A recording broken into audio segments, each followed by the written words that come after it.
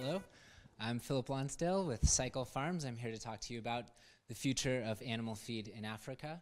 It starts with insect-based feed for tilapia farming. So CycleFarms is founded by 3 agricultural engineers who each have a passion and experience working in Africa. And they came together to answer the question, what is going to be the primary protein source for the continent going forward? Now, the FAO has projected that fish, and primarily fish from aquaculture, is going to be the leading source of protein for Africa by 2025. If we look at this graph, we can be both encouraged and maybe a bit threatened, because we see that there's been tremendous progress in the last 20 years. There's also a lot of work to be done. And then we remember that aquaculture today is based on feed that uses fish meal and is shipped twice around the world before it gets to its end users. So it's not very environmentally friendly. So to get to the projection that the FAO is talking about, and then to go beyond that, to get to the Sustainable Development Goal of zero hunger in 2030, or to get to feeding 9 billion people on the planet in 2050, we're going to need a lot more feed for fish in aquaculture, and it's going to be a lot more efficient and environmentally friendly.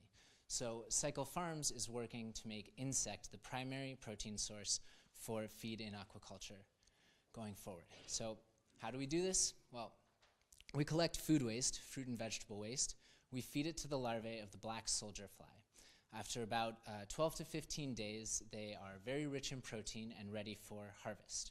We separate them from the compost, and then we process them. And we use them as the raw material in a fish feed that is then ready for use by fish farmers. So unlike other insect companies, we combine 2 activities. We're integrated.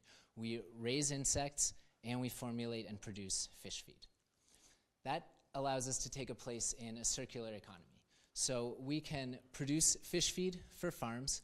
We can also send compost back to the farmers who began by producing the waste that we use to raise our insects. Now, you can see here that we've got letters of intent in place with our suppliers and our future clients in our first market. And that market is going to be Ghana in West Africa. Now, why Ghana? Because Ghana is seeing a tremendous growth in its aquaculture industry right now, with the biggest man-made lake in the world and a huge appetite for fish. This man right here is our first customer. This is Godfred Alimo. He is a fingerling producer and the president of an association of fish farmers in his area. Now, Godfred is a really important client for us and is a perfect entry point to the market, because as the fingerling producer, he has a need for a higher protein content feed, which we can produce at a lower cost since we get our raw material through waste. By working with Godfred, we can establish a solid relationship with someone who has an excellent network, and eventually, when our production capacity increases, we can produce feed not just for him, but for the entire association. Now, we've broken it down, and working only with fingerling producers, we can take 5% of the feed market, which is 152 million feed market, in the next 5 years. Then we can go beyond to the outgrowers and take even more of the market. Now, if you compare our feed with what else is available on the market, you see that what's missing is producing in quantity. There's one feed mill in Ghana. It's run by Ranan. They import raw materials, so already their feed is susceptible to changes in price if the currency changes or the price of energy changes, things that are definitely beyond farmers' control. These other feeds are entirely imported, so they're already very expensive and less accessible to farmers. So we feel like we can compete in almost everything. We just need to step up our production capacity, and that's where investment comes in. Where we are today is we have a prototype of our feed that's being tested both in laboratories in France and in the field with Godfred.